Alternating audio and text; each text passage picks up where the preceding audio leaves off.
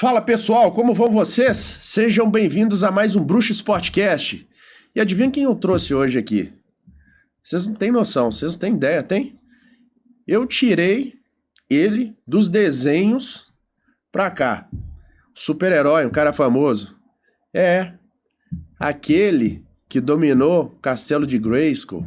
Ele mesmo, He-Man. Seja bem-vindo, He-Man. Muito obrigado aí, cara, por você ter aceitado o convite aí, tá? Ô, Bruxa, fico muito feliz aí com o convite. Obrigado, Pra gente poder falar um pouquinho sobre essa história bacana, né, do jiu-jitsu aí, bem do comecinho aí dos anos 2000. Top, né? Então, top. Fico agradecido aí pelo convite. Se representar também, trazer um pouquinho da sua trajetória aí pra gente, né? Ah, cara, é importante, tem muita coisa bacana aí pra gente poder falar um pouquinho. Bora, vamos lá, vamos começar. Ô, Demetrio, joga as fotos aí, vamos ver quem que é esse moço aí. Bom, fala aí, ô, He-Man, cada foto aí você explica aí pra gente. Esse evento aí, quanto que foi? Cara, foi, né? esse evento, esse primeiro foi com o Borracheiro, foi minha primeira luta de MMA. Foi uma luta que aconteceu em Santa Luzia. E eu tinha acabado de pegar a faixa preta, foi quando o UFC estava começando a explodir, aí apareceu essa oportunidade de fazer essa luta, cara. E eu sempre competi no jiu-jitsu, eu falei, pô, acho que tá na hora de eu me testar, né? Ver como é que tá o meu jiu-jitsu. Uhum. E fiquei muito, na época, assim, muito envolvido com essa luta, foi muito bacana, me deu uma projeção boa, né, no MMA. Isso foi em 2000? Ah, cara, isso deve ter sido por volta de 2006, 2007. Ah, tá. Então já tem uns 20 anos isso aí, né? Ixi, Poxa, E esse time, fala pra gente aí. Cara, aí eu vou te falar, viu? Esse aí era o nosso time de competição de MMA, né? Começar a falar aí pelo nosso mestre, grande mestre Draculino, que trouxe, né, o responsável por ter trago, né, o jiu-jitsu e o esporte, ter levado o esporte aqui, né, em Minas. Sim. Né, temos ali muito cara que, né, treinamos a vida inteira junto, Sururu, Facção, Jutai, Caloquinha. Sapo tá ali também? Thelminho. Sapo tá ali do meu lado, essa fera master aí, né, eu não chegou no sabia UFC. que ele pertencia a essa equipe nessa época, não sabia disso. Eu cheguei um pouquinho antes, o Sapo veio um pouquinho depois, mas ele treinou muito tempo com a gente. E depois ele foi para Nova York, né? Treinar no Renzo. Acho que ele já tava no UFC, mas um casca grossíssimo aí que treinou lá com a gente lá também. O arroba lá no canto também. Pera aí, volta um pouquinho aquela foto lá, ô Demetrio. Pera aí. Pois não podemos deixar de falar de muito cara aí, ó. Rômulo Barral. Arroba tá ali. Nossa. Mamute, Fred Bad Boy.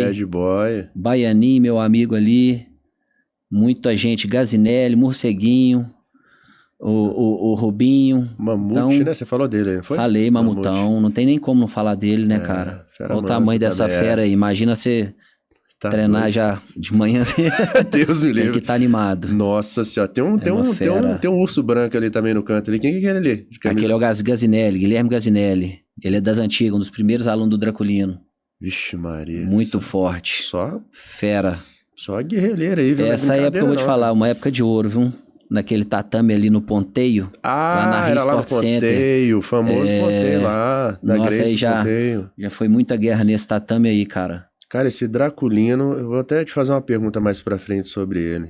Vamos passar mais. Pode passar a próxima foto? Isso aí. Mexerica. Eu cara, essa foto é uma foto assim que eu guardo ela com muito carinho, que foi essa primeira luta minha.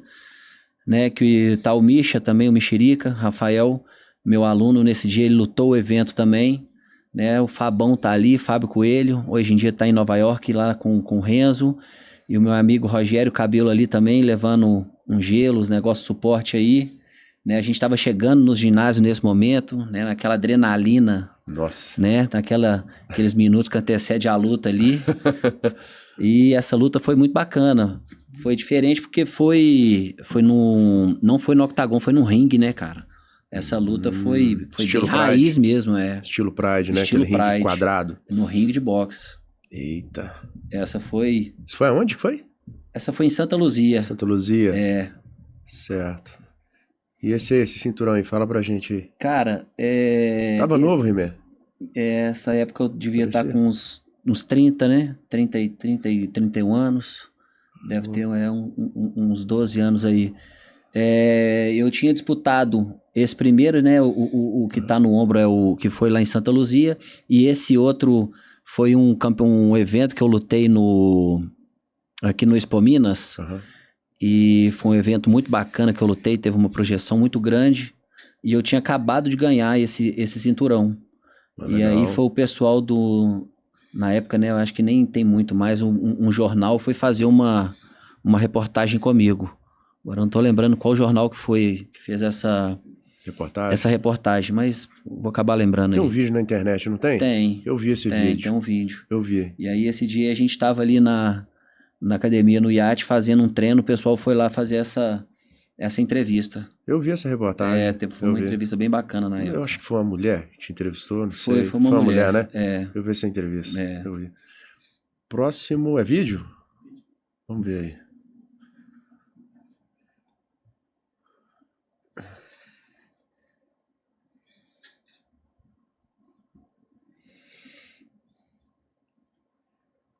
Submission.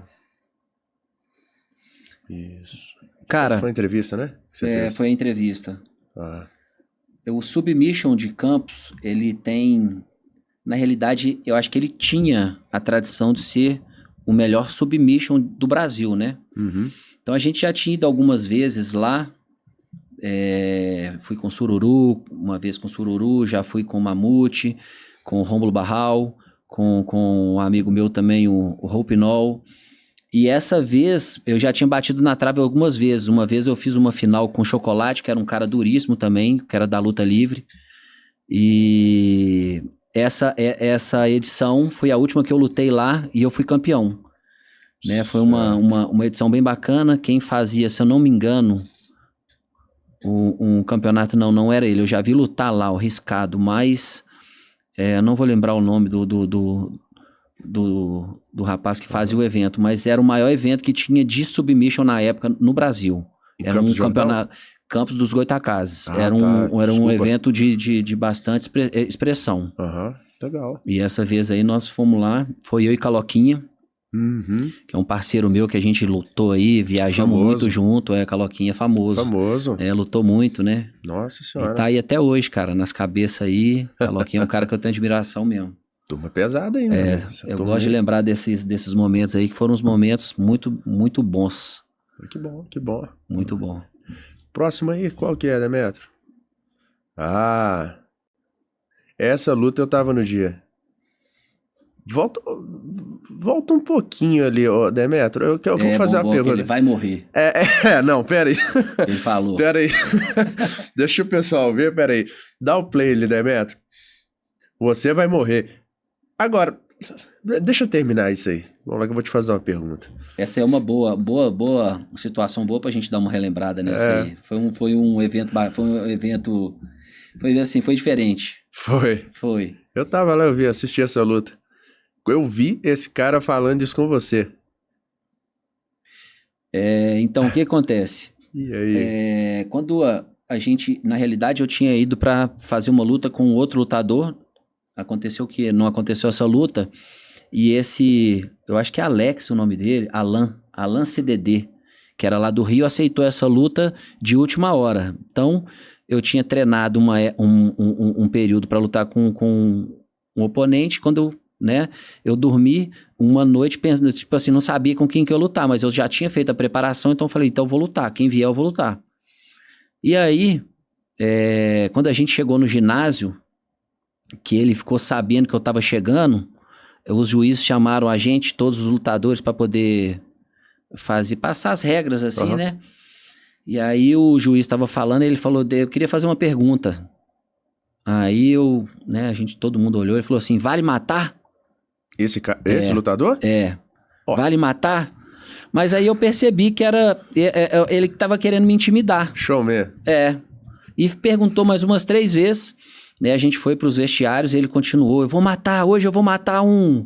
E, cara, eu tava bem preparado naquela época e eu não entrei na pilha dele não, sabe? Estado mental seu tava... Tava bem forte, eu tava treinando muito naquela época. E eu sabia que pra ele me matar ali, cara, ele ia ter que estar bem preparado, viu? Porque além de estar bem preparado, eu estava treinando com uns caras muito bons. Então, o que me deixava forte mesmo, né, era a equipe que eu tinha ali por trás, né? Então, foi um momento bem legal, assim, no começo da luta. Não sei se vai dar pra gente ver, ele tira o protetor da boca e fala assim, você vai morrer. Tá no começo. Pois é, eu falei, eu pedi até pro Demetrio voltar ali. É agora que foi? Deixa eu ver. Não, foi antes. Bem no comecinho. Mas você vê que ele era um cara assim, ele era um cara brigador, ele não era bobo não, ele tinha uma trocação. O que eu confiava muito também, né, eu tava treinando bastante com o Joel na época, com o mestre Joel. O boxe, né, do boxe velha guarda. Sim. E a minha estratégia era trocar um pouquinho com ele e botar pra baixo, que era o meu forte, né. Sim.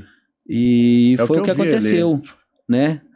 E aí o tempo inteiro ele tentando me intimidar, porque eu acho que uma parte, né, muito importante é o psicológico, né? Se eu tivesse entrado naquela pilha dele, talvez ele poderia ter tirado da minha concentração e ter me abalado psicologicamente ali naquele momento, né? Sim. Mas eu já vinha de muitos anos de luta de jiu-jitsu, de campeonato, cabeça blindada mesmo, né? Para aquele momento, né? Sim, interessante. Eu vi na hora que ele falou isso com você, o que você pensou na hora? É a pergunta que eu queria fazer pra você. É que ele falou, você vai morrer. Cara, te deu muita raiva? O que te deu na hora? Eu fui pra guerra. Você falou, você deve ter pensado assim, seja bem aberto, você fala assim, não, eu vou arrebentar esse cara todo. Eu fui pra guerra, porque acontece, olha lá, e aí a gente tá trocando aquele momento ali. Ali ele perdeu, né? Eu cheguei numa posição muito forte minha na montada, e eu finalizei algumas lutas no MMA e muitas lutas em submission nessa posição aí, né? Que é um katagatame. Então eu sabia que era momentos ali, era né, esperar a hora certa para poder encaixar a posição. E aí o que acontece? Até dei essa trocação, ele deu aquela defendida e o golpe entrou. E aí o que acontece? Até o árbitro era o Mamute. Sim. E aí ele bateu e eu tava com tanta raiva naquele momento que ele falou que ia me matar que eu demorei um pouquinho pra soltar. Mas são coisas do esporte, né? Cada um usa a arma que tem, né? Exatamente. Ele tentou entrar no meu psicológico ali, mas olha a minha turma lá. Então, assim, eu tava muito forte. Aquele dia a gente tinha ido com mais de 50 pessoas. Meus alunos estavam ali. Eu tinha uma equipe muito boa por trás. Irapuru tava ali comigo nesse dia também. Que é um cara que sempre me fortaleceu. Tava blindado. Tinha muita gente boa. Então, isso ajuda, e o treinamento, né, cara? Você acreditar no treinamento também é uma coisa, né? Acreditar no que você já tem, né? Sim. É uma base, né? A base dali. Próximo aí, Demetrio. Vamos ver aí. Dá uma aceleradazinha. Deixa eu ver como é que tá aí. Essa luta foi com Wagner Sagatti. É a mesma? Não é a mesma luta, não. Foi a mesma luta? Não, essa luta foi uma luta que teve no Expo Minas. Wagner Sagatti, né? Sim. Ele vinha da trocação e a estratégia também era, né? Sempre gostei de trocar com o cara da trocação porque eu achava lá, ó, que era mais fácil quando o cara chegasse para poder me acertar, fica mais fácil de ir pro chão, né? Que é o meu forte. Ele abria a guarda, mais ou menos, né? Encurtar o raio de ação, né? Se abafava ele, no caso. O que acontece? Na hora que ele viesse trocar comigo, era a hora que eu podia, às vezes, né, me defender, talvez bater e entrar, ou então na hora de me defender e entrar, tá pronto, né? E entrar com a parte do Wesley, né, de queda, que era a parte que eu sempre gostei, de trocação de queda, então me fortaleceu muito nas lutas de MMA. Né? Tinha um jiu-jitsu ali forte, confiava no meu jiu-jitsu, e essa luta foi uma luta assim, de maior expressão que eu tive, de retorno financeiro e tal. E você finalizou exatamente do jeito que você planejou, né? Essa luta também. Foi a mesma finalização que você fez lá? Foi uma situação que eu gosto ali, ó. O pessoal acha que não tá fazendo nada, mas eu tô com umas 3 finalizações encaixadas, uma Kimura, né, um Katagatame, olha lá, ó. Você colocou a mão... Você coloca a mão na orelha ali, se o cara der mole, você pega o braço, né? E nesse momento ali ele tava fazendo muita força, eu não tava conseguindo desenvolver o jogo, né? Cara, eu achei que fosse um deboche seu, você desculpa, viu? Achei. Minutos iniciais, não. Juro que você colocou, eu falei, ué. Não, esse é uma posição que eu chego, Aham. Olha lá, ó. Ah lá. Com a mão ali, ó. Porque acontece? Aí você vai incomodando, o cara vai colocar a mão. Sim. Eu pegava, talvez pegaria o braço dele ali. Mas eu senti ele muito forte nesse momento, né? Um momento assim, até desgastante, né? Demais. Mas foi uma luta bacana também. Foi finalização no primeiro round. Foi bem legal esse dia aí. Legal. Pô, aí já finalizou. Aí caímos ali, caí num... Durou, hein? Pode dar uma acelerada aí, ô Demetrio, pra gente ver. Nossa, ficou muito tempo no chão ali. ele tava fazendo muita força, me abraçando, eu não tava conseguindo desenvolver muito. Isso, chega nos finalmente, que eu quero ver como é que foi. Aí chegou na minha posição que eu gosto, trabalhando, demorei um pouquinho, fui cozinhando o galo ali, né? Lá, busquei a cara, posição. Você puxou com queixo, com cara. queixo. Olha só. O pessoal gosta só. de falar igual aquela cobra, né? A sucuri, né? Sucuri, que enrola. Isso. Olha lá, ó, o joelhinho dele, ó, até, eu acho que ele chegou até a apagar nesse momento. O braço dele tava aqui em cima, é isso mesmo, é. Cara, que loucura. Chique, viu? Parabéns aí. Foi um momento assim, vamos falar assim, de glória, né? Técnica pura. Porque o lutador, né, cara, vive de resultados, né? Sim. Então, a gente precisa de resultados, né? Claro. Né? Até em todos os sentidos, até para realização pessoal, né? Que foi muita dedicação. E muita gente, às vezes, não sabe o que veio lá atrás, né? Às vezes o cara tá chegando aí, tem 3, 4 anos de jiu-jitsu. Eu tô fazendo 24 anos de jiu-jitsu esse ano. Nossa senhora, é 2 décadas e meia quase, né? É muito tempo. É uma vida dedicada, né? É muita maldade, é muita experiência. Graças a Deus foi assim, né? Sempre dediquei muito, então... Bom, parabéns. Treino até hoje, né, cara? Eu até falei com meus alunos, né, nessa última graduação, na Gracie Barra Pampulha, que a gente não tem que ficar preparado para uma luta, né? A gente tem que estar preparado para a vida. Sensacional. Né? Então tem muita gente que às vezes faz uma preparação. Interessante você fazer um camp para você poder melhorar a sua performance para uma luta, para um campeonato, né? Igual de fisiculturismo, alguma coisa. Mas acho que a gente tem que estar preparado para a vida, né? Para todos os momentos, né? Boa, Rimé. A vida pode nos surpreender a qualquer momento, então a gente tem que estar preparado. E o jiu-jitsu deixa a gente preparado, né, cara? Sim. Né? Para essas situações. Eu levo, às vezes eu gosto de brincar que eu levo a vida, às vezes, como uma luta de jiu-jitsu. Às vezes você toma uma queda, às vezes você tá por baixo, às vezes você cai por cima. O importante é você continuar, né? Acreditar. Persistir. Tá certo. Né? Tá certo. Falou bonito. Rimé, vamos às perguntas, né? Agora vamos lá. Vamos ver se eu arranco o sorriso aqui do Rimé. O homem é bruto, hein? O homem é bruto, gente. Então vamos lá. Rimé, como começou sua carreira no jiu-jitsu? Cara, a minha carreira... na realidade, começou assim, né? Eu comecei para fazer uma defesa pessoal. Já tinha acontecido algumas situações de rua no Mineirão, uma vez que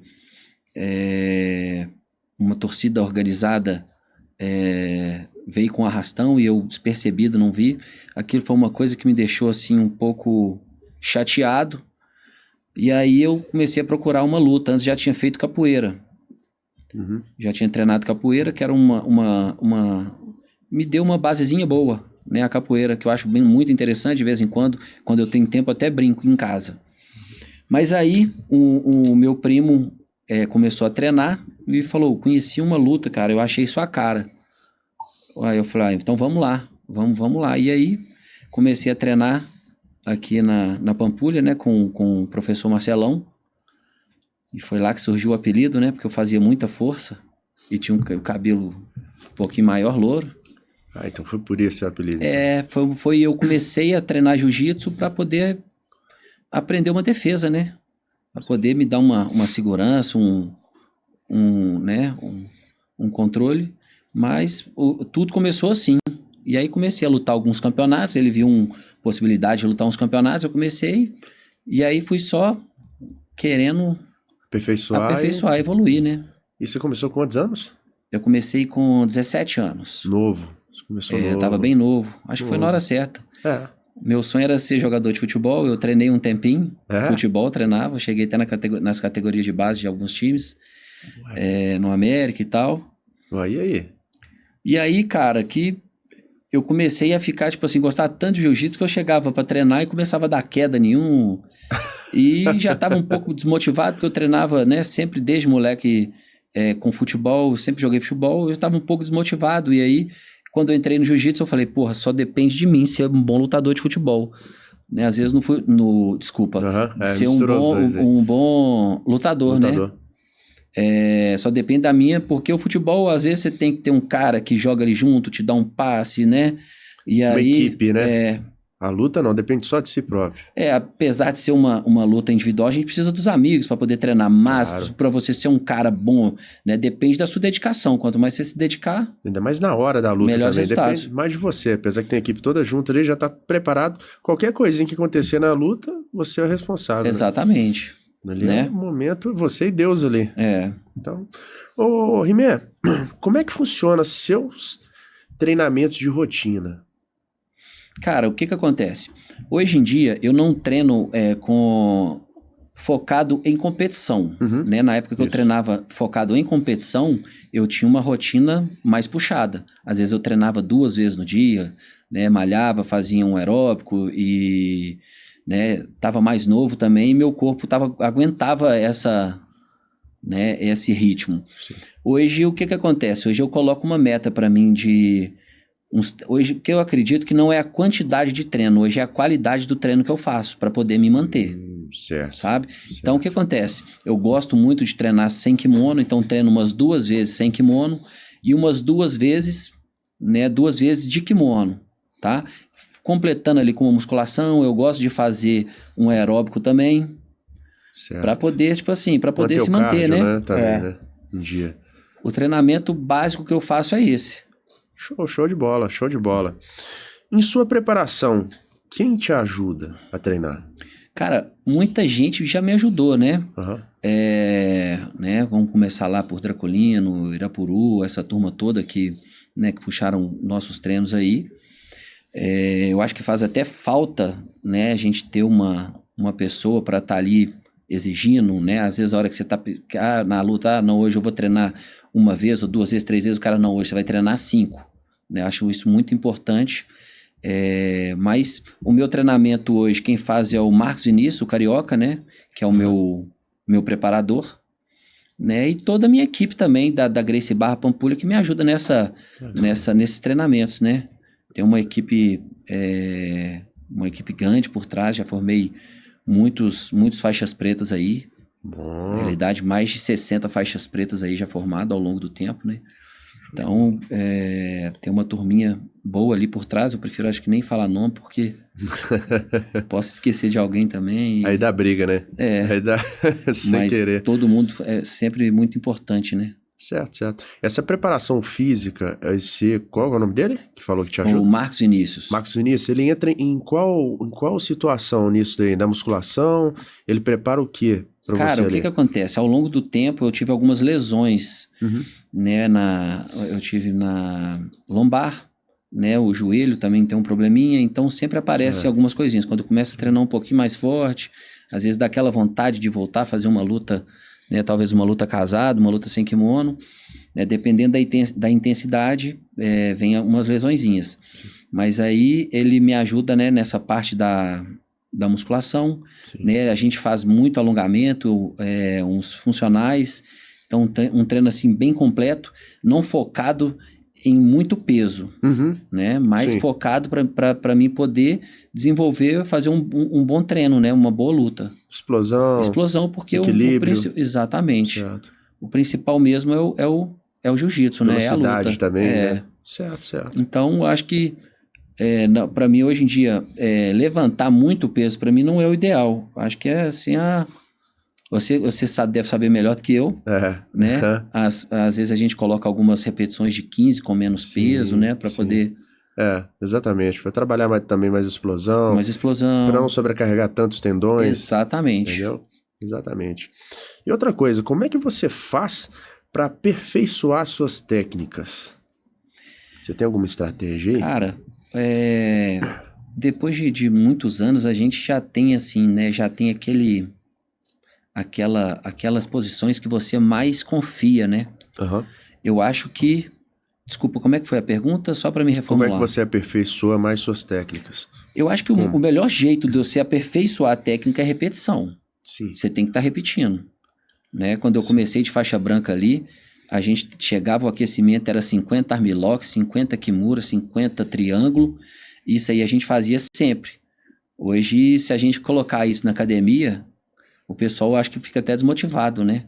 Mas eu acho que o segredo mesmo é repetição, né? É estar sempre ali treinando, né? Sim. Tinha uma época que eu sempre tive tatame em casa e eu pegava uma posição e fazia aquela posição 300, 400 vezes, entrada de queda, entendeu? É isso que eu queria te perguntar. Rimé, cite 2 posições que você tem dificuldade de fazer até hoje, que você treina e você fala assim, não deu. Ô, Bruxa, cara, jiu-jitsu é muito completo, eu sempre quis trabalhar todas as situações, mas vamos colocar lá duas posições que eu encaixo menos no meu jogo hoje em dia, vamos falar assim, um leg lock, né, que são as chave de perna, e uma chave de pé, que eu acho um jogo bem eficiente, né, hoje o pessoal usa muito no sem kimono, mas por causa talvez do meu estilo de jogo, às vezes de dar queda, de cair por cima e tal, não se encaixa muito. Segurança. Você se sente mais seguro. Uma vez eu tava num campeonato no Mundial, foi em Teresópolis, e aí eu tava bem na luta, até ganhando a luta, e aí eu fui numa chave de perna, e aí, cara, acabou que ele conseguiu defender, eu caí numa posição ruim e acabei perdendo o campeonato por causa disso. E aí não foi uma coisa que, tipo assim, que eu falei, eu vou aperfeiçoar. Mas entendi. Eu acho muito bacana aí a galera hoje em dia, né? Sim. Gosta muito de ataque dos pés, os americanos gostam bastante dessa situação, é importante, né? Saber também, até para poder se defender, né? Cada um é cada um, né, Rimé? Cada lutador tem sua estratégia também, é o que você fala, né? E me fala uma coisa, sua dieta, e aí? Como é que é? O que acontece? De competição, fala aí pra gente. A minha dieta... Eu sou uma pessoa, assim, um cara que eu tenho uma facilidade de ganhar peso muito fácil. Então, assim, eu tenho que manter a minha dieta, tipo assim, diariamente. Às vezes não me privo de, às vezes, uma hora ou outra sair dessa, né, de comer alguma coisinha, mas a minha dieta é de, tipo assim, são todos os dias ali. À noite comendo uma saladinha, um omelete. Minha mulher que prepara para mim já chega lá, ela sabe que eu gosto. Durante, né, a semana, mais um peito de frango, né, uma carninha ali, uma alimentação mais regrada. É dieta de bodybuilder, né? Mas aos finais de semana aí a gente come uma pizza, um churrasquinho. Não vai morrer não, calma, né? Tem que viver também um pouquinho, né? Só. E na época de corte de peso, você era muito restrito, você agressivava muito? Como é que é? Você chegava a cortar? Cara, o que acontece? Depois de muito tempo eu aprendi, porque tem muita gente que deixa para cortar o peso muito em cima da hora. Isso me deixava muito fraco. Já lutei algumas competições bem fraco e me dei mal por isso. Então eu fui aprendendo a perder o peso no decorrer do treinamento, né? Sim. Que é bem sacrificante, porque às vezes é a hora que você está mais treinando e a hora que você está precisando repor. Mas eu vejo a galera perdendo, assim, às vezes 10, 15 quilos, assim, às vezes um pouco menos, assim, mas eu acho muito agressivo e pra mim não funcionava, eu ficava muito fraco. Pois é, recuperação muito curta, né, Rimé? De um dia pro outro, pra você ganhar força, é a dúvida que eu sempre tive também. Porque você tá num dia ali pesando, vamos dar um exemplo, 90, aí tem lutador que no dia seguinte pesa 100. Sim. Tem cara que pega 10 quilos. É muito rápido, eu acho que pra força, eu falo, cara, o tempo é muito curto, muito agressivo. Eu acho que uma coisa que pra lutar, entendeu? Me assustava um pouco até era o psicológico. Eu acho que eu ficava mais fraco psicologicamente, vendo aquele sofrimento, que é sofrido, né? Você bater um peso, você perder 5 quilos já é sofrido. Muito. Então, chegava assim, me sentia fraco, e meu psicológico ficava fraco também, quando eu tinha que perder muito peso. Então isso me abalava. Então eu falei assim, pra mim chegar forte, ou eu vou lutar uma categoria acima pra me chegar um pouquinho mais forte, ou então vou fazer aquela preparação, uma dieta regrada para poder chegar no dia da competição e não precisar perder tanto peso. Que foi uma coisa que sempre me deixou assim meio um pouco abalado psicologicamente. Só não te cortando, uma vez eu estava num campeonato brasileiro e aí eu tinha perdido uns 4 quilos no dia anterior. Cara, eu fiz a luta e aí a luta acabou, não fui finalizado, tava muito fraco, foi bem assim na guerra, mas quando eu levantei assim, tava tudo rodando, eu não sabia nem onde que eu tava. Nossa. E aí, a partir desse dia, eu falei que tipo assim, decidi que não poderia deixar pra última hora, né, pra perder esse peso todo. Eu admiro muito, porque no fisiculturismo, a gente usa a estratégia, você perde peso, beleza, e recupera. Aí você pode ficar um pouco fraco, mas você chega em cima do palco, você faz a força isométrica, mas na luta, você chega ali em cima, você tá ali dando, na trocação, é um desgaste muito grande. Muito desgastante. Eu falei, nossa, é muito sofrimento, eu não sei como é que não aguenta não, sinceramente. Viu? Eu fico admirado com alguns atletas, porque eu sei, muito já admirado. Acompanhei alguns atletas perdendo aí mais de 10 quilos aí, e o cara chegar lá no dia e lutar bem. Pois é. Então é uma coisa que eu admiro em muitos atletas, né? Mas pra mim nunca deu muito certo, acho que por causa psicologicamente. Eu me sentia fraco e me passava isso que eu tava fraco. Então era uma coisa que me abalava psicologicamente. Agora, He-Man, deixa eu fazer outra pergunta aqui. Quando você entra no tatame ou no octógono, você... Como que você usa a sua estratégia para o seu adversário? Vou dar um exemplo aqui, que eu quero te explicar. Você gosta de finalizar ele no primeiro round? Você costuma demorar mais? A sua estratégia você acha melhor? Me explica isso aí. O que você usava? O que era melhor para sua estratégia? Com o tempo a gente vai aperfeiçoando isso, né? Foram muitos anos de competição. Eu errei muito até eu conseguir... achar assim, vamos falar assim, a fórmula para mim conseguir me dar bem, né? Então o que acontece? Eu sempre falo até com meus alunos, a gente tem que dançar conforme a dança. Eu sempre gostei de chegar numa luta e elevando o meu rendimento conforme a luta, né? Porque às vezes a luta, né, de faixa preta, vamos colocar ali 10 minutos. Você começa naquela pressão lá em cima, só que você sabe que você não vai conseguir manter 10 minutos naquele nível. E aí o cara começa a cair. Isso é uma coisa que me abalava psicologicamente. Então o que acontece? A gente tem que dançar conforme a luta, mas se o cara vem muito forte, você tem que segurar aquela primeiro contato, né? Mas a minha intenção sempre foi subindo um pouco o nível, um pouco a pressão ali, porque o cara começa a sentir. Porque o cara, em vez de ele falar assim, pô, o cara tá cansando, o cara fala, pô, o cara aumentou o ritmo. E eu sempre gostava de falar com o pessoal assim, ó, na hora que chegar no meio da luta, vocês me falam, porque eu esperava o meio da luta para começar a explodir mais. Isso era uma coisa que me dava uma confiança. Então não gostei de deixar o meu rendimento cair. Eu sempre começava... Mantia ele? Mantendo e subindo para chegar até, vamos supor, no momento de uma finalização bem. Então você dependia da fraqueza dele? Você esperava o momento do oponente, era isso? Cara, na realidade, estudar um pouco o adversário, né? A gente dá aquela estudada, ver como é que ele vai vir, né? Tem algumas pessoas que você já tem alguma coisa, né? Umas informações do que ele gosta de fazer. Mas o que eu gostava de fazer era de surpreender como? Às vezes o psicológico dele. Em vez, tipo assim, quando você percebe que o seu adversário tá caindo o rendimento, isso para mim era uma coisa que me deixava mais forte. Sim. Então o que eu percebi? Eu não poderia demonstrar pro meu adversário que eu estou cansando. Então o que eu gostava de fazer era de sempre estar aumentando. E eu mantinha essa... Você conseguia manter? Conseguia manter. Sempre gostei muito de correr, né? Mantinha ali o cardio ali em dia, para poder, vamos supor, chegar no meio da luta e aumentar o meu rendimento. Era uma estratégia que eu comecei a fazer e sempre deu certo. Ah, então você usava essa estratégia, então.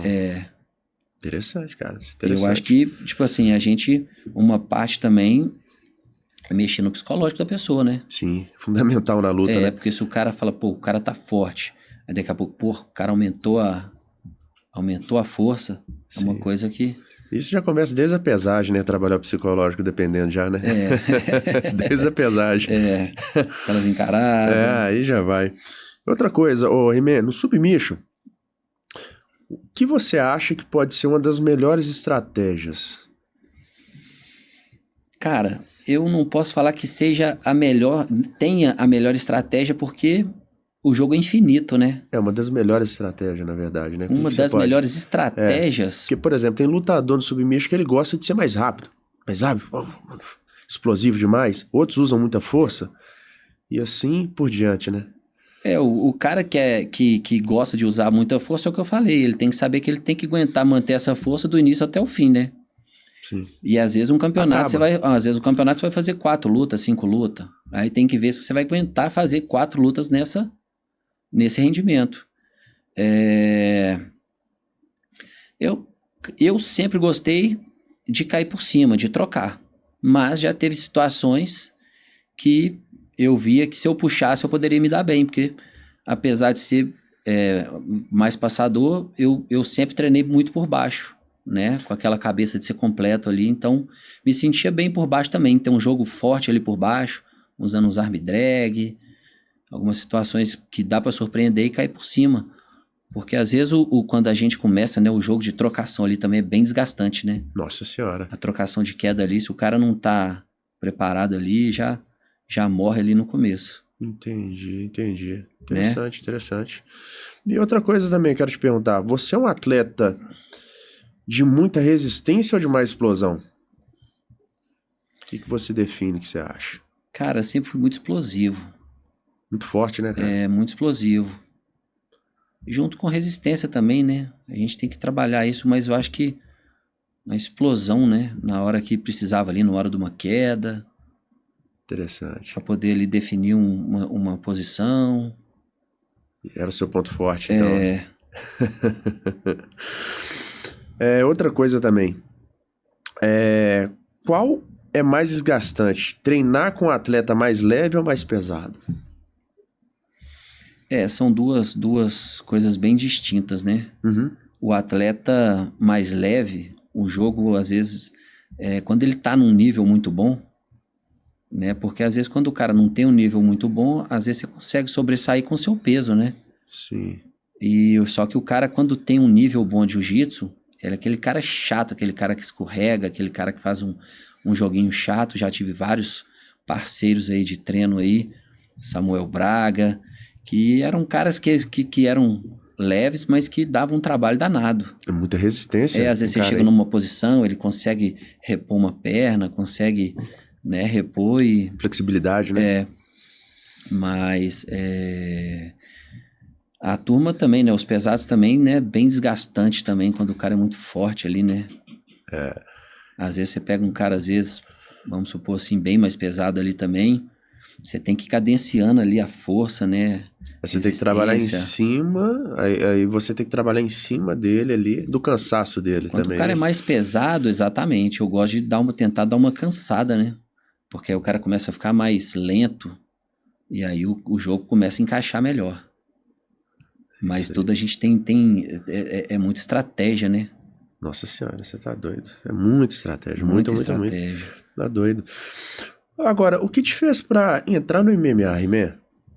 O que deu assim? Você falou, mas eu vou entrar no MMA. Foi um momento que eu queria me testar. Uhum. Foi uma época que o MMA estava, né, em crescimento, estava, né, evoluindo muito. Eu falei que eu sabia que era aquele momento. Eu fiz uma luta e a projeção daquela luta foi muito grande, né? As pessoas, quando você faz uma luta de MMA, a projeção é uma projeção muito grande. Te empolga? E aí eu fiquei empolgado, né? Falei, pô, vamos para a próxima. E vamos para a próxima. Mas o que me motivou mesmo foi me testar, cara. Sim. Você tinha vontade, você tinha visão de entrar no UFC, claro, como todo lutador de MMA tem. Cara, eu tinha essa vontade, tinha até um programa que era o TUF, né? Aquele programa da Rede Globo. Sim. Eu ia fazer o teste, né? Que era num final de semana. E eu fiz uma luta no final de semana antes e eu me lesionei nessa luta e eu não consegui fazer o teste do UFC na época, o teste do TUF. Do TUF. Foi uma coisa que eu fiquei bem chateado na época, porque era uma coisa que eu queria ter tentado. Poxa, bateu na trave, hein? Bateu na trave. Poxa, cara. Não, mas tá bom, né? Isso aí a gente... São coisas da vida, né? Coisas da vida. A gente não sabe. Isso aí é o destino. E me fala uma coisa. Agora, no MMA, como é que funcionava as suas divisões, as divisões dos treinos? No MMA, para treinamento de MMA. Treinamento de MMA, um treinamento bem desgastante, né? Você tem que treinar o MMA, que é o Mix Martial Arts. Então, a gente treina aquela arte marcial que você acha que seja eficiente para você pegar o seu oponente. Então, sempre gostei de treinar o boxe, né? Com o mestre Joel, que é um cara que sempre me fortaleceu. A gente sempre teve uma parceria muito boa. O jiu-jitsu, né, cara, que não tem como você não treinar o jiu-jitsu, que é o meu forte, né? Sim, sim. Né? A parte de wrestling também, que a gente sempre treinou, a parte de queda. A preparação física, que é uma das partes mais importantes, né? Sim. Acredito que seja 60%, 70% ali, que vai definir uma luta, né? Tem rendimento, né? Apesar de você ter que ter como é que fala? A técnica, mas quando o atleta cansa, o rendimento, né? Você não consegue ter aquele rendimento. Então, eu tinha que cadenciar isso aí. Né? Uma preparação física, um jiu-jitsu, um boxe. Treinei também Muay Thai também, né? Até algumas vezes com o mestre Olímpio.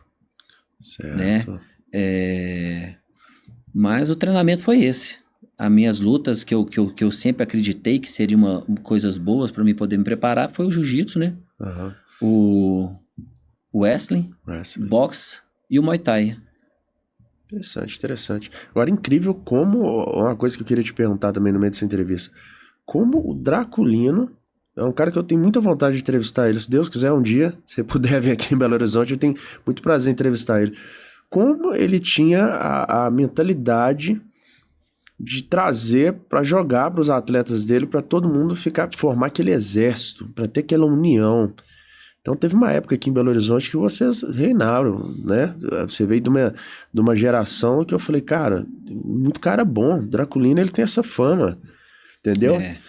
Eu sou suspeito para falar, sou fã do mestre Draculino. Eu acho que ele fez um feito, acho que vamos falar assim, até que inédito, né?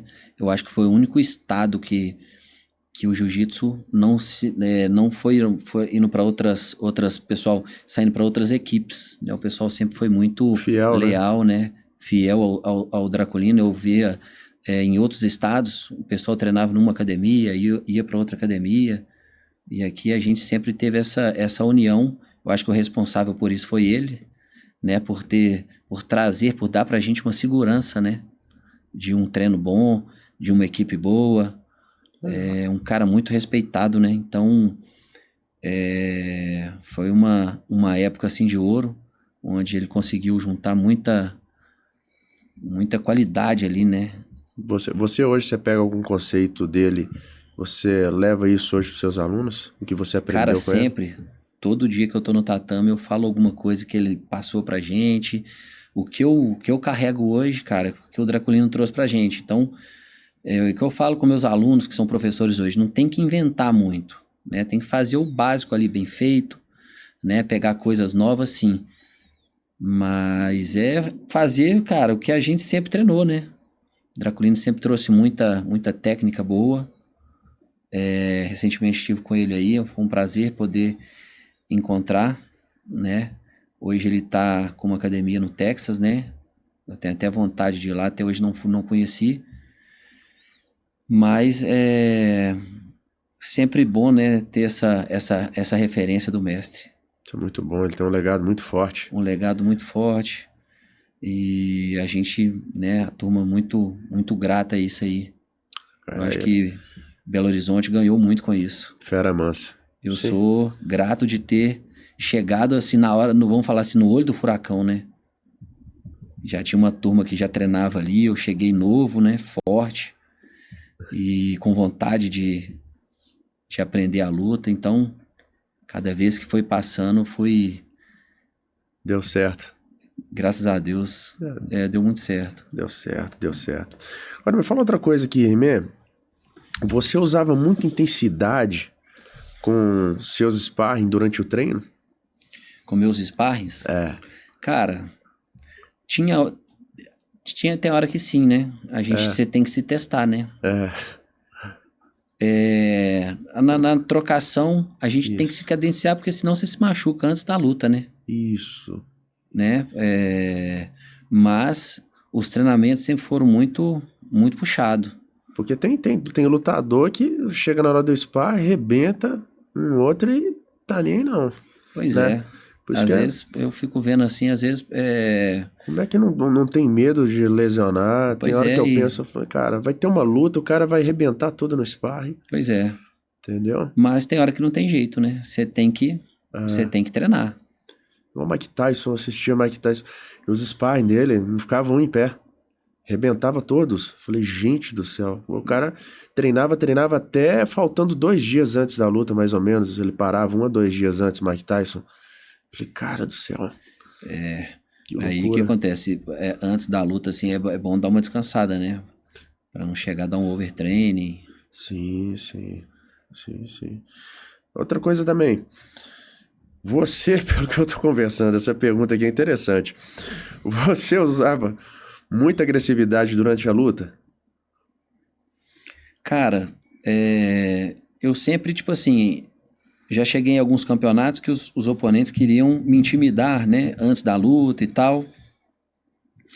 E uma coisa que a gente não pode perder é pra você mesmo, né? Então, sempre fui cadenciando ali e usar agressividade na hora certa, né? Porque senão a gente acaba perdendo pra gente mesmo. E às vezes eu já vi muito atleta querer passar uma agressividade e não conseguir levar aquilo pra frente. Às vezes o cara chega, mete aquela marra, aquela coisa toda e acaba que, não sei se é psicológico, acontece e não consegue manter aquela pressão, né? Entendi. Interessante. Cara, outra pergunta. Usava hormônios? Cara, na minha época de competição, nunca fui de usar hormônios. Sempre fui muito, assim, né? Sempre me achei, assim, forte. Então treinava muito, fazia a coisa certa, a dieta. Eu cheguei a usar hormônio depois um pouco de mais velhos para poder fazer uma reposição. Já tem um tempo que eu não faço. Acho, assim, bem interessante para os atletas, né, de ponta aí, que tá se despontando para poder chegar num nível, né? O pessoal às vezes acha que o atleta é aquele cara que tá com mais saúde, que tá com tudo em dia, e às vezes ele tá se expondo muito, né? Então, às vezes tem que ter uma reposição, né? Então, eu já tem um tempo que eu não faço, mas se eu precisasse futuramente fazer uma reposição para poder me manter treinando, porque a gente às vezes vai ficando mais velho, você precisa se manter, a nova geração vem chegando, né? Então, é uma coisa que hoje em dia eu não faço, essa reposição, mas não seria uma coisa que me assustaria se no futuro eu precisasse fazer. Sim. Isso é normal no mundo da luta também, né? Ah, cara, eu acho que podemos falar aí com os 90% aí dos atletas de ponta. Usa. Devem usar, né? Não posso garantir isso, mas né, o cara para poder se destacar e tá ali se testando o tempo inteiro ali, o cara tem que ter No ADCC ali, por exemplo... Os atletas do ADCC ali não tem a... Ali tem antidoping? O ADCC não. Não, né? Não, no ADCC não. Tá. Nos campeonatos da confederação tem. Você vê os atletas? Ah, porque no ADCC eu tava olhando, tem atleta muito grande, eu falei, cara do céu, muito explosivo. Tem alguns que eu não sei se eu posso citar nome também, não sei, né? Aí, às vezes, pode piorar. Mas você vê uns atletas famosos ali, entendeu? Os que estão de ponta hoje, você fala, cara, tão grande, o pessoal tá enchendo mesmo. Aí o que acontece? O cara, né, vai para uma competição num nível desse, né, num alto nível. Sim. Acho que o cara deve olhar ali os futuros adversários deles. Pô, cara, se eu não der um jeito de tentar igualar essa, eu já vou chegar meio que ali já com um agravante ali, né? Foi alguma luta que você teve um receio de enfrentar um adversário? Rapaz, a luta, né, é aquela coisa que é você contra, né, o seu adversário. Então, sempre a gente tem um receio, sim, né, de às vezes não conseguir desenvolver o seu jogo, não conseguir desenvolver aquilo que você treinou, né? Eu sempre, antes da luta, eu sempre rezo não para vitória, mas para que Deus me deixe desenvolver o que eu sei fazer de bom, né? Mas já lutei com muitos caras duros aí, e vamos falar assim, com certeza a gente fica com receio, e eu acho que isso me deixou mais cauteloso para poder chegar numa vitória, né? Teve uma vez que eu fui lutar foi no Pan-Americano, inclusive fui campeão, e eu fui lutar com Jackson Souza. Então, quando eu cheguei em Nova York, eu comecei minha preparação, meus amigos falaram assim, tem um cara muito duro na sua chave. E aí na realidade eu não sabia quem que era, comecei a dar uma pesquisada, eu vi que ele era um cara muito bom, tava ganhando tudo na época. E aí eu falei assim, fiquei ali um mês com aquele negócio, mas sabia que também estava bem preparado, sabe? Chegando no dia do evento, ali na área de aquecimento ali, ele já começou a querer me intimidar ali, meio que... Mas eu estava muito, muito confiante também, né? Muitos anos de treino, e aí ele fez uma luta, eu fiz uma luta, umas 2 ou 3 lutas, e fomos para a final e acabei ganhando dele. Acho que se eu não tivesse tido talvez eu poderia ter perdido a luta, né? Se eu não tivesse tido esse receio ali antes de perder a luta, talvez se você chegasse muito confiante, talvez eu poderia ter perdido a luta. Então foi uma coisa que me fez ter que traçar uma estratégia para enfrentar ele. Interessante. Né? Agora, você tocou numa coisa, num assunto aí sobre a autoconfiança. Vou te perguntar, por exemplo, o John Jones, ele é um atleta de autoconfiança? Cara, acho que o John Jones, ele tá num patamar diferenciado, né? Eu acho que ele tem uma autoconfiança, o jogo dele é muito bom, né? Ele usa aqueles golpes, né, de cotovelo, joelho, né? Joelho. Aquela giratória dele, né? Não sei se eu posso falar que hoje em dia certa. É um dos atletas de ponta aí que eu vou te falar que... Tá top mesmo aí, né? Eu acho que não tem um adversário assim no mesmo nível dele, não. Tá difícil, né? Ah, cara, ele tá bem acima. Tá bem acima. Eu acho que a estrutura dele também favorece. É um cara imprevisível também, né? Na luta, né? Um cara inteligente, né? Muito inteligente. Muito inteligente. Ele é um cara que... que, vou te falar, viu? Dá trabalho pros adversários dele, né? Exatamente. E outra pergunta aqui pra você. Teve algum lutador que você teve um prazer de ter enfrentado ele? Cara, já lutei com muito cara duro, mas vamos colocar um nome, né? Fiz a final do Brasileiro sem kimono com Leandro Lô, que foi um cara, né, uma lenda aí do jiu-jitsu, que teve um final trágico, né? Então fizemos uma luta ali no final do campeonato, e eu tive um prazer de lutar com ele. Ele já era um cara conhecido na época, né? Já tinha um nome. Consegui encaixar uma posição forte nele ali, mas ele, com toda a sua resistência ali, foi por causa disso, né, que ele se consagrou também, né, um grande campeão, conseguiu sair da posição e acabou me ganhando por pontos ali. Mas foi um cara que eu tive muito prazer de ter enfrentado. Legal, o pessoal fala muito bem dele, né? Falava muito bem, porque é um cara amicíssimo, amigo, o pessoal falava muito bem. Eu não, tipo assim, eu conhecia ele, né? A gente já conversou, era amigo de alguns amigos meus, sei que era um cara que tinha uma energia muito boa, e hoje em dia ainda, né, o pessoal ainda fala dele, eu tenho certeza que vai perdurar esse legado dele, ainda vai ficar aí por muitos anos, né, que Deus o tenha aí, foi um cara que representou, que fez muito pelo jiu-jitsu. Legal, Deus abençoe, Deus abençoe. Deus abençoe. Lesões, e aí, colecionou Cara, muita? Lesões, esses são os fatores, né? Tirando jiu-jitsu, né? Eu tô falando também no MMA, somando tudo. Pois é. Lembra que você falou de jiu-jitsu que você teve aí, joelho, quadril, né? Lombar, né? Lombar, desculpa. Tive uma lesão na L4, na L5. Uma vez, uma preparação de uma luta de MMA, quebrei o nariz. Então, assim, a lesão faz parte, cara, da vida de um atleta. Imagina da vida de um atleta de jiu-jitsu e MMA. Então, assim, é muito desgastante. Foi por isso que chegou uma certa época, eu tive que tirar um pé um pouco, parar um pouco de visar nas competições, porque ia chegar uma certa hora que eu não ia ter uma qualidade de vida num futuro, né? Vamos colocar aí numa velhice. Então, foi uma hora que eu cheguei e falei, pô, já para mim agora já deu. Começou né, afetar, né, no meu dia a dia, no meu trabalho, né, na minha vida mesmo. Então, como eu já tinha, né, lutado todos os campeonatos, né, praticamente todos os campeonatos de jiu-jitsu, né, ganhei muitos campeonatos também, brasileiro, mundial não ganhei, fiquei em terceiro, pan-americano, né, cheguei bater cabeça ali nas seletivas do ADCC,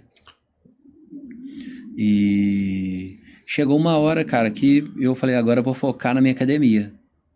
Certo, né? Que certo. a gente também tem que saber a hora de tirar o pé. Tem, porque o tempo vai passando, né? E eu tava sentindo algumas lesões, tava me incomodando, e eu sabia que poderia se tornar uma coisa mais séria se eu não soubesse levar isso aí. Poderia piorar, né? Poderia me trazer Eu brincava quando eu tava com uns 20 e poucos anos, que eu tava naquela época de competição, que se eu chegasse com 45 anos andando, tava bom. Porque o que acontece? A gente tava treinando pra competição, machucava e continuava treinando, aí tomava remédio, e aí antes da lesão de melhorar, a gente já começava a treinar. Então, assim, tem algumas resquícios daquela época. Mas faz parte, né? Foram escolhas que a gente fez lá atrás que a gente tem que, né, tem que assumir agora. Tá certo. E causou algum tipo de lesão ao oponente? Cara, que eu me lembro assim, não. Não, né? Que eu me lembro assim, alguns campeonatos, uma chave de pé encaixada, que eu fiquei sabendo que o cara no outro dia não estava andando, mas foi porque ele não bateu, não foi porque eu usei de maldade, porque eu sempre fui muito leal, assim, com meus adversários, sabe? Mas, assim, não tô lembrando de ter machucado, assim, um adversário. Entendi, beleza. Me fala uma coisa aqui, Rimé. Da experiência que você teve nas lutas, hoje, qual didática que você adotou para passar para os seus alunos? Repete a pergunta, por favor. Das experiências que teve nas lutas, hoje, qual a didática que você adotou para passar para seus alunos? Cara, você fala a didática de competição, né? A didática da experiência que você teve na luta, de erros e acertos, o que você trouxe nessa bagagem para você usar na didática para os seus alunos? Sim, entendeu? Sempre falei com meus alunos, né, que a gente tem que dançar conforme a dança ali, né? A gente tem que ver o momento certo, né, para poder colocar o jogo, né, em prática. Você falou alguma coisa aí e me veio na cabeça alguma coisa? Como é que é a pergunta? Sobre das experiências que você teve nas lutas, por exemplo, o que você aprendeu lá sobre erros e acertos que você consegue jogar na didática para os seus alunos, vamos supor, o que você chega para os seus alunos hoje, você fala assim, pessoal, não façam isso, faz aquilo. Você consegue explicar de uma forma melhor e uma coisa mais objetiva, para eles aprenderem, para eles absorver, entendeu? Sim. A luta, quanto menos você erra, né, mais fácil da gente conseguir um resultado melhor. Né? Então, a primeira coisa é você ter uma estratégia, né? Acreditar nessa estratégia, né? Ter uma estratégia bem traçada e poder ter uma autoconfiança também para você poder desenvolver isso tudo, né? Sim, sim. Porque às vezes o cara tem, vamos colocar ali, tem 10 posições, mas não consegue, fala assim, ele não tem confiança numa posição. Né? Então, primeira coisa, a gente tem que ter uma estratégia, traçar uma estratégia. Muitas das vezes, a estratégia que você traçou, nada acontece. Então, você tem que ter o plano B. Então, você tem que estar assim, tem que ser completo, cara. Tem que saber trocar, tem que saber, né, passar, tem que saber fazer uma guarda, né, atacar umas costas. Sim. Então, a estratégia mesmo é ser completo. Certo. Né, para estar preparado ali para o que deve porque às vezes, muitas das vezes a gente prepara uma estratégia e na hora da luta ali sai tudo diferente, né? Então você tem que estar preparado para aquele momento ali. E tem outra coisa também, né, Rimé? Vale lembrar porque, vamos dar um exemplo, tirando o Draculino, claro, porque tem lutadores que aprendem uma didática com um professor. Quando aprende ao decorrer da vida, quando você for ensinar para um aluno, aí você fala, cara, eu não vou ensinar desse jeito as coisas que eu aprendi. Porque tem gente que chega hoje no jiu-jitsu que quer aprender a coisa com facilidade. Aí eu vejo que você deve ter uma dinâmica melhor também, poder explicar, não, gente, não é por aí. Eu tenho quase 25 anos de experiência, né? 24 anos de experiência. Então, pelo que você aprendeu, o tipo da experiência, você deve ter uma nova didática também, poder passar pro pessoal. Porque antigamente, quando você é mais novo, a gente é mais explosivo, né? Sim. Quer aprender as coisas, eu quero lutar, aquela coisa toda. Então, para um cara que tá começando agora, que tem às vezes esse tipo de mentalidade, porque você já passou por isso, você deve pôr a mão no ombro do cara e falar, não, calma aí, não é por aí, eu já passei por isso, vamos fazer esse caminho aqui, é mais tranquilo, mais seguro. Isso pode acontecer muito também, né? Ah, com certeza, né? Eu venho de uma época que, vamos falar assim, só sobrevivia os fortes. Você chegava numa academia, o pessoal já te jogava de cara nos brutos, né? E aí o que acontecia? Se o cara não tivesse aquela alma do guerreiro, aquela vontade, talvez ele não voltava pro próximo treino. Será que se aplicasse isso hoje ia dar certo? Cara, hoje em Mudou? dia, eu sou professor, né? Uhum. Eu tenho certeza que se fizer isso... Você perde aluno, né? Eu acho que uns 90% não volta na academia. É isso Era aí. outras épocas que a gente via, né? Sim, sim. Ainda o pessoal ainda tem muito casca grossa, mas você tem que saber mostrar isso pro cara também. Mudou o público hoje um pouco, né? Também, né? O público que procura jiu-jitsu hoje, em vista daquela época. Hoje a filosofia do nosso jiu-jitsu é jiu-jitsu para todos, né? Eu tenho alunos com 50, 60, né? Tem mulheres treinando.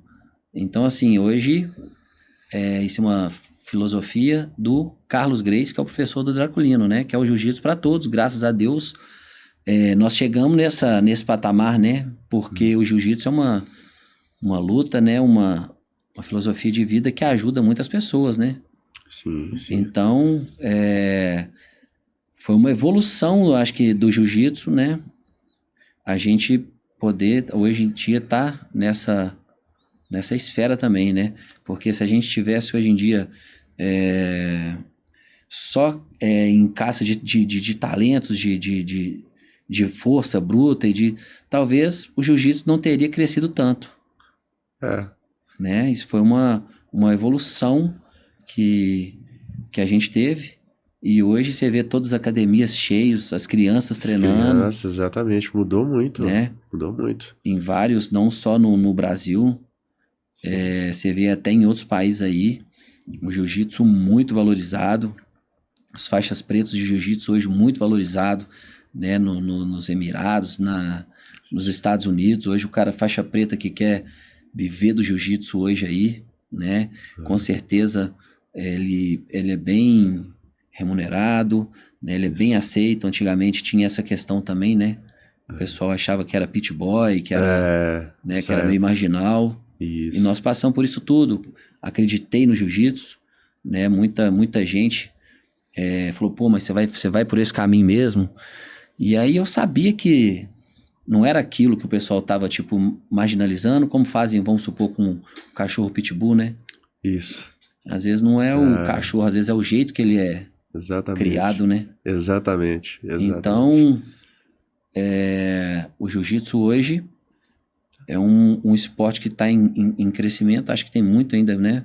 Para crescer, quebrou vários tabus, né? Uhum. E pra gente isso é muito bom, né? Ter aquele ditado num esporte, né? Que deu certo. Sim, isso aí. Outra coisa, MMA ou jiu-jitsu, qual dos dois lhe trouxe fama e sustento financeiro? Cara, eu vim do jiu-jitsu, né? Uhum. Então, assim, lutei muito campeonato e fui conhecido no jiu-jitsu.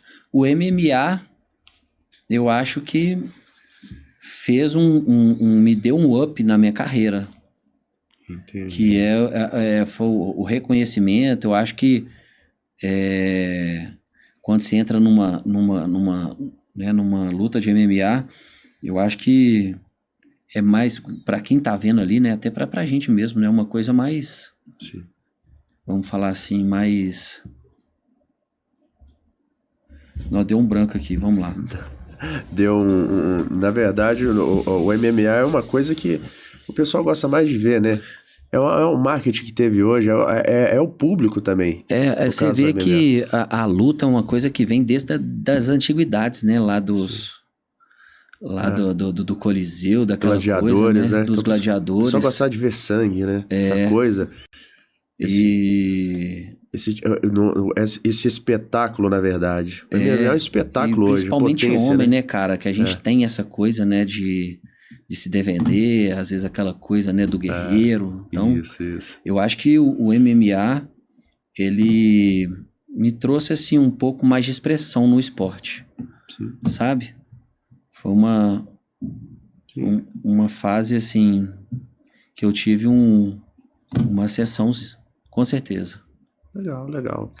E outra coisa, antes de você entrar para uma luta, como é que fica a sua mente? Você vai enfrentar adversário, você pensa, você é bem aberto aqui, você fala, nossa, vou lá, eu quero finalizar aquele cara, eu quero ir com bastante raiva, eu vou com técnica, eu vou ficar mais tranquilo, depende do adversário. E cara, aí, solta o verbo aí. Ô bruxa, o que acontece? Uma coisa que eu sempre falo com meus alunos é que quando a gente sai de casa, a gente tem que sair de casa para ganhar, né? Uhum. Então,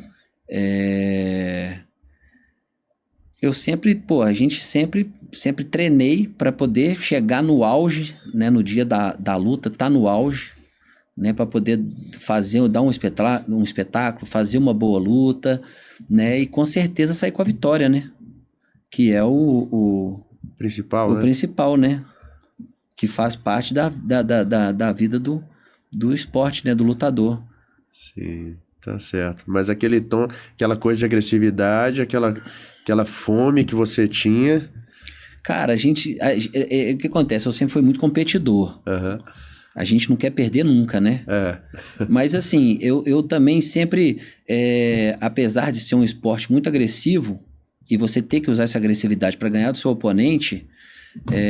eu fazia o que era preciso, né? Se eu conseguisse ganhar do meu adversário sem arrancar sangue dele, ótimo, né? Agora, legal. Se fosse preciso, né, ter que, né, ir para uma agressão, né, numa luta de MMA, sim, né? Claro. Se for no jiu-jitsu, você vai com aquela força máxima, né? Isso.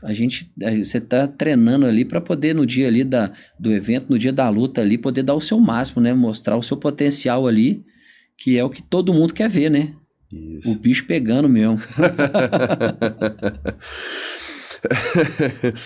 Outra coisa, Rimé. Como é que você enxerga hoje a evolução da luta? Hoje em dia? Cara, Se ela evoluiu muito, menos? a luta tem evoluído muito, né? Sim. O jiu-jitsu evoluiu muito, né? O MMA evoluiu muito. Sim. É muito bom, né, ver essa evolução, né? Porque a gente acreditou nisso numa época que não tinha esse reconhecimento, né? Uhum. Então nós fizemos parte dessa evolução toda. Mas hoje em dia, né, a gente vê garotos, né, que o sonho dele é ser um lutador, né? E eu fico muito feliz, cara, de ver toda essa evolução, né? Evoluindo Com muito. certeza é uma coisa que deixa a gente bem orgulhoso aí, Isso é bom. né? De ter percorrido essa estrada aí, esse caminho aí, e ver que a luta tá em constante evolução, Legal. né? Trazendo novos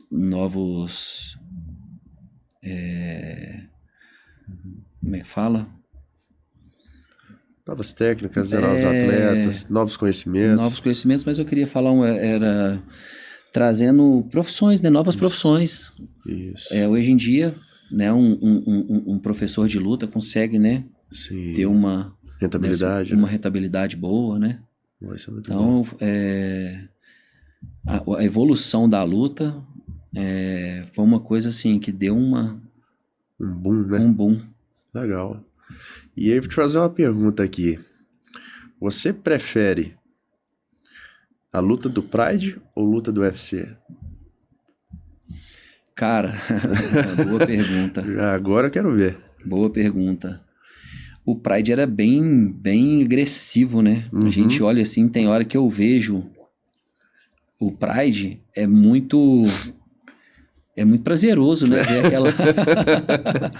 Só que quando você olha aquilo ali, quando você já lutou e tudo, você fala, pô, não tem integridade física nenhuma. E aquilo ali, cara, pro atleta, eu fiquei sabendo que tem muito atleta daquela época que tá com alguns resquícios daquela violência ali, 90%. né? 90%. Então, 90%. o que acontece? Você fica... Era uma outra época, então você fica assim, pensando se é necessário, né, você deixar a luta ser tão agressiva assim, né? Pensando na integridade física do atleta e numa longevidade, né? Do cara, porque ele no momento ali, vamos colocar ali que ele sai, né? E consiga se recuperar, mas num futuro, com certeza você vê que o cara que passou ali 10, 15 anos ali, Nossa. né? Vivendo aquela atmosfera ali, ele vai ter Vai ter a sequelazinha ali de muita brinde, não vai? sequela. Nossa senhora. Agora, o UFC eu sou bem suspeito, porque eu acho muito um maior evento, né, de luta. Sim. Já estive nas estruturas lá, sou fã. Levei um aluno para fazer uma seletiva, o The Contender, foi o Zé Colmeia.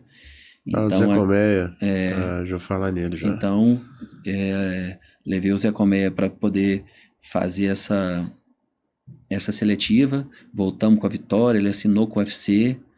E, pô, vivemos aquela atmosfera toda, uma estrutura uma coisa que eu nunca vi igual, né, de suporte com os atletas e tudo, academia. Então foi uma experiência muito boa que eu tive lá na academia, na performance lá do UFC. Deu vontade de lutar não? Casar uma luta lá de uma hora pra outra? Uai, cara, se tivesse me colocado, né, nem que se fosse pra apanhar, né? Só pra entrar no clima lá, pelo menos, sem falar. Nós daí treinamos muito, né, na academia, mas seria um desafio tanto, né? Nossa senhora. Uai, a gente já com uma história, a gente não pode... Não é? Não pode arregar, não. Fala aí pra mim, vamos lá. No ranking, queria ver que você colocasse os 3 melhores do mundo no jiu-jitsu, primeiro. Quem que você colocaria? No jiu-jitsu? Vamos colocar ali, da minha época, os 3 melhores do mundo no jiu-jitsu, né? Sim. Roger Gracie, né? Foi um cara que... No ranking aí, para top 1, top 2, top 3. Vamos lá, coloca aí. Cara, vamos colocar o Roger Gracie, né? Ele ficaria em qual colocação? O Roger? Vamos colocar ele em primeiro, né? Primeiro? Vamos colocar o quê?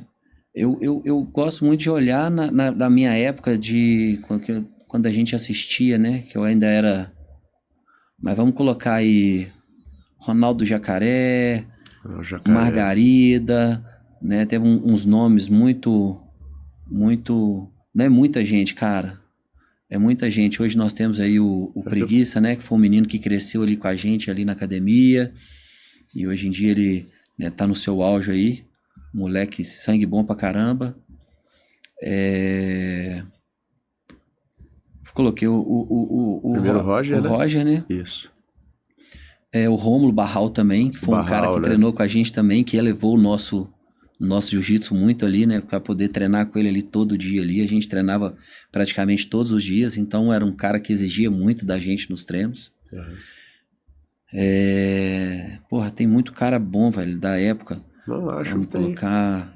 Tinha André Galvão também, que eu sempre achei ele um cara muito duro de jiu-jitsu. Galvão. São 3, hein? Olha aí, já que eu pedi 3. Pô, eu acho que não vai dar briga, não. Se você citar aí, os caras vão ficar nervosos com você, não. De competidor, né, que você fala? Jiu-jitsu. Ah, cara, eu sempre... Vamos colocar o meu, tá? Porque eu sempre gostei do estilo de luta. Que foi... Até vi essa luta pessoalmente, que foi o Roger Gracie com o Jacaré. O Jacaré. E... Não é difícil, assim, de falar, assim, um terceiro. Tem muito cara duro. Vou falar de um outro cara aqui também, que treinou com a gente, Eric Vanderlei. O Eric um dos caras mais talentosos que tinha também. Oh. Então, sempre gostei de me inspirar nele. O Tite também, Cristiano Lazzarini, foi um cara muito duro também, né? Tá aí até hoje competindo, um cara duríssimo. Cara, vamos, eu tô pensando aqui quem seria assim, os 3 tops assim. Vamos colocar ali o Roger Gracie, Ronaldo Jacaré e, cara, porque eu vou colocar um que eu treinei, que eu sei do nível dele, que é o Rômulo Barral. O Barral, né? Rômulo Barral. Muito bem falado. Legal. Foi um cara ali que eu treinei, que eu tenho uma gratidão, um cara sangue bom pra caramba, né? Legal, então vamos colocar o então, Barral os top 3 aí já tá classificado. 3. Roger, Jacaré e Barral. Então tá bom, tá feito então. Agora, e no MMA? Top 3, vamos lá. Cara, hoje o top 3, vamos colocar aí, né? Anderson Silva, John Jones e... Nossa, eu vou falar porque eu gosto do estilo de jogo dele. Vitor Belfort. O Belfort, né? Sempre achei ele muito agressivo, um cara muito bom na época dele. Ele foi um top, sempre né? Achei também, cara. Sempre achei muito. Até o Anderson Silva eu sempre gostei do Anderson Silva porque ele era um cara imprevisível, né? Mas o estilo de luta do Belfort, achava ele muito, versátil. Versátil e mais objetivo. Sempre gostei do Belfort. Eu deixaria o top 2 aí, pelo menos. Né? Com certeza. Então ficou? Vamos colocar... Top 1? Vamos colocar Anderson Silva, né? Anderson Silva, John Jones e Vitor Belfort. Pronto. John Jones tem que estar, não tem jeito, né? John Jones não tem jeito, cara. É um cara muito versátil, né? Um cara que... Ele é diferenciado. O cara tá no top 1, não é à toa. O cara não tem jeito. Cara, qual o melhor treinador de jiu-jitsu que você acha hoje? Cara, o melhor treinador de jiu-jitsu não poderia deixar de ser o Draculino, né? Draculino. Com certeza o Draculino. Formou certo. muita gente aí. Sim. E foi um cara que eu tive o prazer de aprender com ele. Tem alguns grandes nomes aí, Fábio Gurgel, né? Outros nomes, Márcio Garcia, Leozinho Vieira. Tem uma turma muito boa aí, né? Até... O Renzo também, né? O Renzo, sempre fui fã do Renzo, cara. Eu treinei lá com ele lá uma época lá em Nova York lá. O Renzão é fera demais. Mas como treinador, com certeza o Draculino. Draculino, né? Cara, eu quero fazer entrevista. Se Deus quiser um dia fazer entrevista com ele aqui. Eu sei que é a coisa mais difícil, mas... Eu falei com ele esses dias que eu quero trazer ele aqui na academia. Ele é um cara com tempo corrido, né? Mas com certeza, uma oportunidade. Uma hora ele vai vir aqui. Deus ele tem muita história boa pra contar. É muita pergunta que eu tinha que fazer pra ele. Não, eu paro Belo Horizonte pra atender ele também. Não, pode ter certeza disso. E outro treinador no MMA, qual que você acha aí top 1? a treinador no MMA é o treinador, eu esqueço um pouco o nome dele, da Kings. Nossa, Rafael. Rafael Cordeiro? Rafael Cordeiro. Isso. Eu acho ele muito bom. Como é que ele evoluiu, né? Incrível isso. Eu acho ele muito bom. Ele hoje tá... Rafael Cordeiro, tem vários, né? Muita gente boa, mas a gente tem que escolher um. Ele, pra mim, foi um que... Tá agora com o Tyson lá agora, fazendo Comparação do Mike comparação Tyson. do Mike Tyson. Como ele evoluiu, né? Nossa. Incrível isso, cara. Ele é muito bom. Incrível, incrível. Outra coisa, Rimé, fala aí pra gente. Quem quer entrar no ramo da luta, o que você aconselha? Cara, o que acontece? Primeiramente, escolher uma luta, né? Porque o cara fala assim, eu quero entrar no MMA, mas pro cara chegar no MMA, ele tem que ter percorrido um caminho, né? Sim. Ou ele é bom de trocação, ou ele é bom de jiu-jitsu, né? Ele tem que percorrer um caminho. Então, escolher uma luta, né? Traçar um caminho ali. Sim. Eu acho que ou um boxe, né? Um Muay Thai, um jiu-jitsu. E, cara, persistir, né? Porque o caminho é longo. Muito. E você tem que plantar para colher. Então, é batalhar, correr atrás, perseverar, não desistir. Certo. Uma vez eu vi um cara falando que às vezes as pessoas desistem antes do resultado. Às vezes o resultado estava quase chegando, a pessoa desistiu. O pote de ouro, né? Às vezes estava chegando e a pessoa desistiu, né? Exatamente. Então é perseverar, né? Certo. E a idade máxima que você acha para poder começar? A idade máxima, você fala para competição ou para qualidade de vida? Bom, dos dois. Eu ia falar para competição, mas eu quero saber para qualidade de vida. Cara, para competição, quanto antes você começar, melhor, né? E o máximo, assim, por exemplo, para poder... eu tô com 25 anos para entrar para MMA. O cara tá com 25 anos, você acha que ele tem chance ainda? 25 anos no MMA? Cara, ele vai ter que remar muito, né? Ele vai ter que chegar ali, depende assim, porque tem atleta que tem um potencial muito grande, né? Uhum. Então vai depender desse potencial. Certo. Não é qualquer um que chega também. Né? Você pega uma pessoa, né, uma pessoa que não tem um potencial, dificilmente ela vai chegar. Então, tem cara que você já olha igual o Zé Colmeia. Quando você bate o olho nele e ele falou qual que era o sonho dele, eu falei, o cara vai chegar, velho. Né? O cara tem uma estrutura boa, treina. Então, o quanto antes a pessoa começar, melhor, né? Para poder, né, se descobrir ali e poder fazer uma trajetória boa. Porque no máximo ali, no máximo 30 e poucos anos, já tem que estar no... Pra você pegar uma faixa preta de jiu-jitsu aí, né? Você não precisa ser faixa preta para estar despontando jiu-jitsu, mas pra você estar chegando aí para ter um nível bom de jiu-jitsu, você vai ter que ser o quê? Um faixa roxa, um marrom, bem treinado, né? Você vai demorar uns 4, 5 anos para poder chegar. Entendi, né? Então, dependendo, fica um pouco... Certo. Fica um pouco assim apertado, mas nada que com objetivo, né, com determinação ali, e é o sonho do cara, que ele não consiga, né?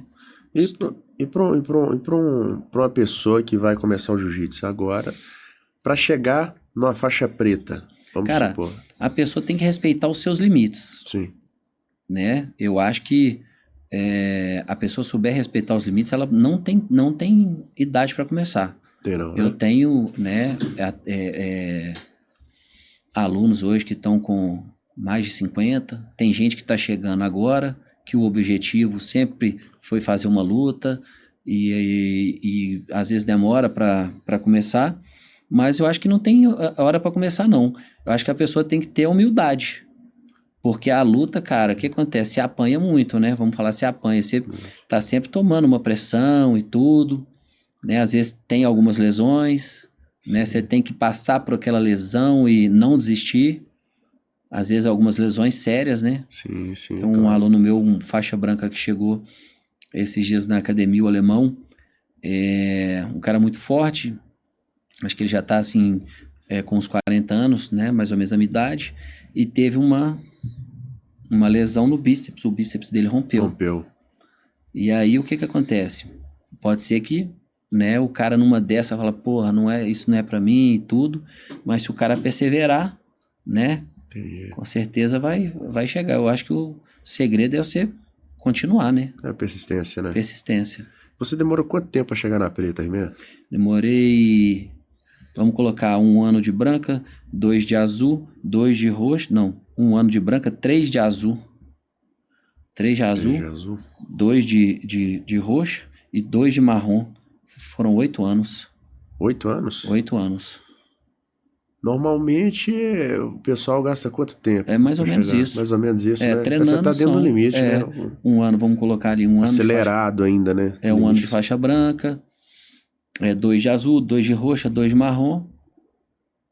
6, 7 anos. Foram 7 anos, né? 7 anos. Não, foram 8, porque na azul eu fiquei 3 anos. Ah, tá, entendi. Foram 8 anos. Eu tava competindo muito, então o Draculino acho que me deu uma segurada pra me poder pegar mais maturidade na faixa. Tinha muita gente competindo nessa época mesmo, e pra mim foi bom, Legal, né? legal.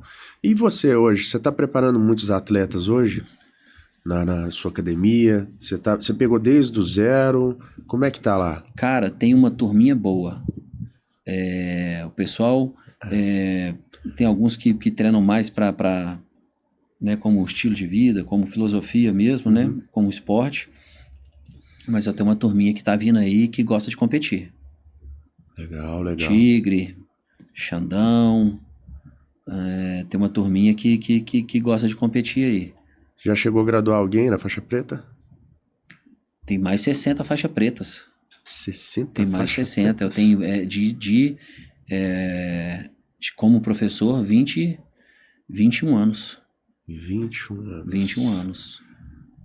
Então, você dá aula lá no IAT? A sua... Minha academia hoje é lá no a IAT. Gracie Barra Pampulha, Isso, né, aqui no IAT. isso. Fala um né? pouquinho dela aí pra gente. É uma academia, né, que a gente... É um sonho que a gente conseguiu concretizar no ano passado, né? Então a gente não tá nem com 1 ano, mas eu vim desde faixa roxa, né? Que eu já tinha Rimentim. E aí era um sonho, né, pra mim poder pegar uma Gracie Barra, que foi a escola que eu sempre representei, que eu sempre lutei, né? E que a gente tem esse carinho, esse amor. E agora a gente vem fazendo esse trabalho aí, aproveitando para convidar todo mundo aí que tiver interesse de começar, né? Criança, a partir de 3 anos, mulher, adulto. Temos turmas exclusivas para iniciantes.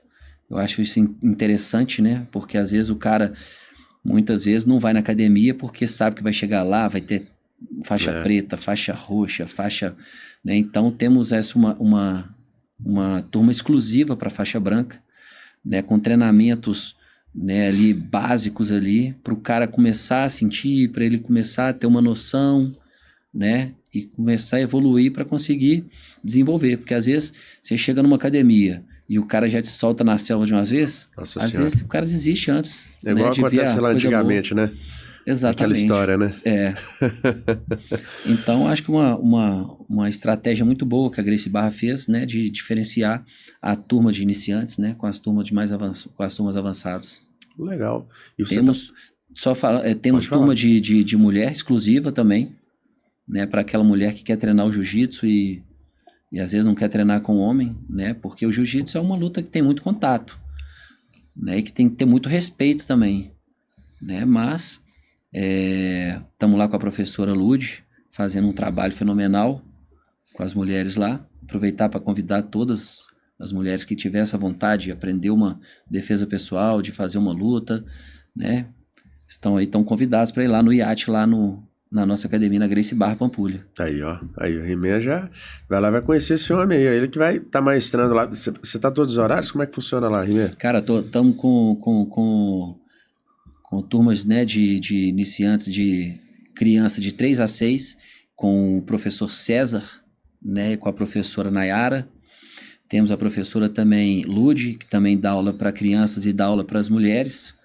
Aí estamos com o Luquinha e com o César dando aula para iniciantes. Temos o Rogério e o Tigre e o Índio também, que são os professores da turma de meio-dia, que é um horário que eu gosto de ir na academia para poder treinar. E à noite, né, nas segundas e quartas, turmas avançadas comigo. Aí, ó. Rimé, muito obrigado por você ter vindo aqui hoje, tá? Você ter aceitado o convite. Tem que fazer o agradecimento ao Kiko, né? Que através dele que fez essa ponte pra você ter vindo aqui também, né? Tem essa também, fera mansa. Cara, agradeço imensamente você ter vindo aqui, ter falado um pouquinho da sua história, sobre jiu-jitsu, sobre MMA. Isso foi muito interessante. Ô, Bruxa. Viu? E eu que te agradeço, cara, pela oportunidade. Poxa.